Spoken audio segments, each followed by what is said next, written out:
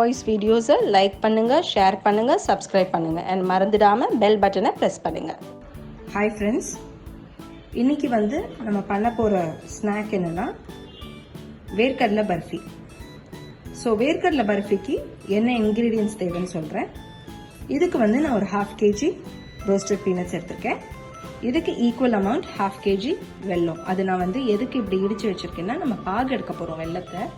So ரொம்ப பெரிய கட்டியாக இருந்தது, அதனால இப்படி தூள் பண்ணி வச்சுருக்கேன். இது ரோஸ்டட் பீனட்ஸ். நீங்கள் சப்போஸ் தோலோட ரோஸ்ட் பண்ணாத பீனட்ஸ் வாங்கியிருந்தீங்கன்னா அது கடாயில் ஒரு வறுவறுத்துட்டு தோல் எடுத்துகிட்டு வச்சுடுங்க.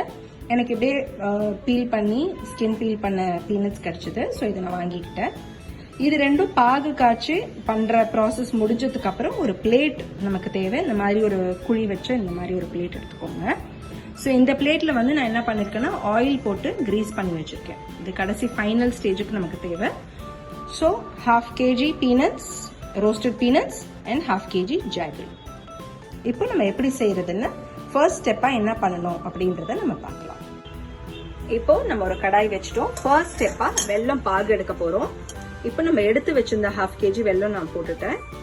இது எப்படின்னா, நீங்க எந்த பாத்திரம், இப்போ ஒரு கப் எடுக்கிறீங்கன்னா 1 கப் வெல்லம்னா 1 கப்பு வேர்க்கடலை. ஸோ அதுதான் உங்களுக்கு ப்ரொபோர்ஷன். ஸோ நான் என்ன பண்ண போறேன்னா, இந்த பேசன் எடுத்திருக்கேன் இல்லையா, இந்த கிண்ணம் எடுத்திருக்கேன் இல்லையா, இந்த கிண்ண அளவுலயே ஒரு 1/4 கிண்ணம் தண்ணி பாகுக்காக ஆட் பண்றேன். இப்போ பாருங்க, வெல்லம் நல்லா காஞ்சி வருது.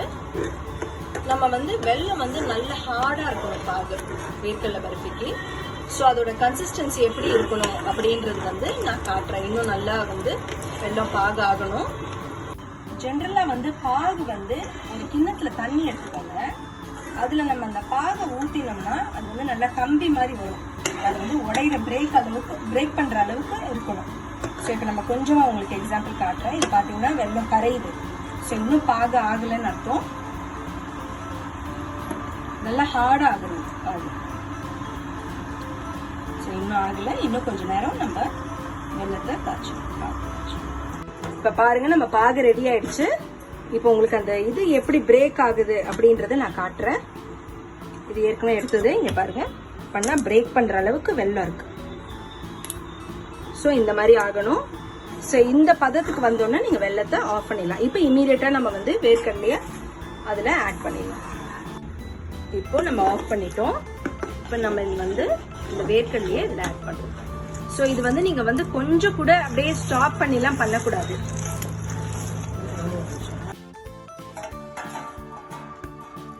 இது நம்ம வெயிட் பண்ணி ரொம்ப பொறுமையாலாம் செய்யற விஷயம் கிடையாது. ஏன்னா அது நமக்கு ரொம்ப ஹார்ட் ஆயிடும், அப்புறம் பண்ண முடியாது, கிண்ட முடியாது.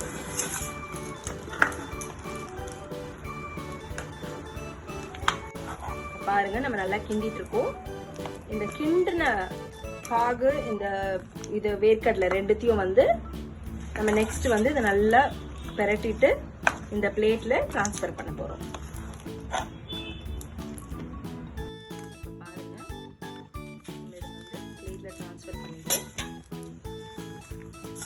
ஏன்னா இது இமீடியட்டா நம்ம ஷேப் பண்ணிடணும். இதை நீங்க கியூப்ஸா ஒரு கத்தி எடுத்து ஷேப் பண்ணிடணும்.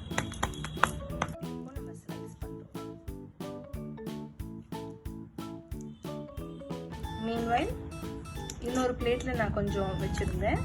இதை ரவுண்டா ஷேப் பண்ணி நம்ம பர்ஃபி ரெடி பண்ணணும். ரொம்ப சூடா இருக்கும், ஸோ பார்த்து தான் பண்ணணும். பாருங்க, நம்ம வேர்க்கடலை பர்ஃபி நல்லா வந்துருச்சு. கடையில் வாங்கின மாதிரியே பண்ணியிருக்கோம். வீட்டில் கண்டிப்பாக ட்ரை பண்ணி பாருங்க, பசங்களுக்கு கொடுங்க.